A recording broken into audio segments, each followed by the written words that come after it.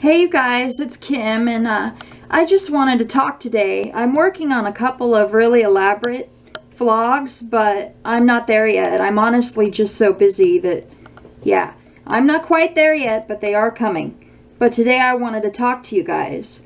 My best friend Kara showed me something earlier. It was a t-shirt for a brewing company that's local to us here in the California Valley. And it's called Special Eds, and it has a picture of a little short bus on the front, and it says something or other, some bullshit about riding the short bus to great beer or some crap, I don't know.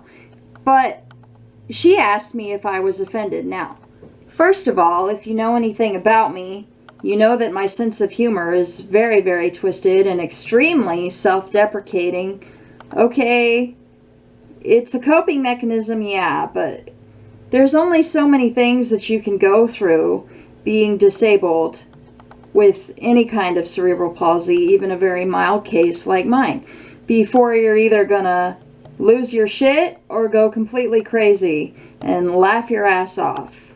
Now, I don't like to sit around and be a big whiner. That's not who I am. So I'm always joking somewhat inappropriately about my own situation, being in a chair. I'm always poking fun at it. In fact, I do refer to myself as a gimp. Okay? My niece Joyce does call me Gimp on occasion, but she calls me by a variety of names. Some of them are animal names, including skunk, cow. You know, we tease back and forth. It's our relationship. She's a funny kid. And, you know, I'm sort of glad that I taught her to do that with me so that she's comfortable with it. But the rule is, I don't go up to another disabled person and start doing that. 'Cause it's not appropriate. Not appropriate. Not my freaking place. Who am I to know how sensitive they are or what they're going through?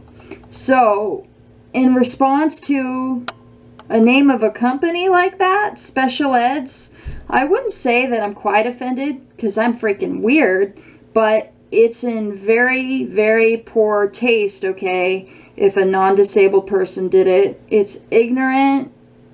It's not funny. I think when you're in the situation and you have your wits about you, you have a right to make fun of yourself. I do it constantly. Constantly. And not just with the disability, but other things like being flat-chested. I am flat-chested.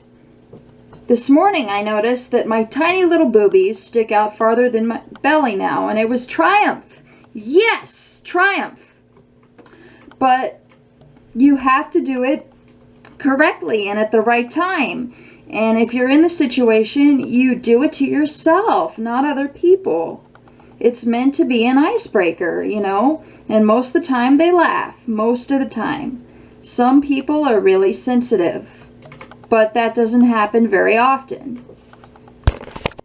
And I don't know why I'm not more sensitive, but I think it has to do with a lot of things. Like I said, I'm not a big whiner, and I've been knocked around a lot in life, and you know, you learn to deal with it. Like what are you gonna do, right? Also, I think it has a lot to do with my friends. They are equally twisted, both disabled and non-disabled. They really are. I picked up a lot of it from my friend Chris, who would have been 40 this month had he lived.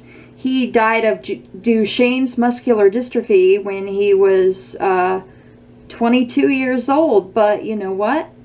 The whole time it was happening, he had us all laughing our asses off. He was making inappropriate jokes about haunting us when he died and being Casper, which is what he said to me often, that he would be Casper to me. And I have to say, I have to throw in there that yes, he has been. He's come back to haunt me many, many times.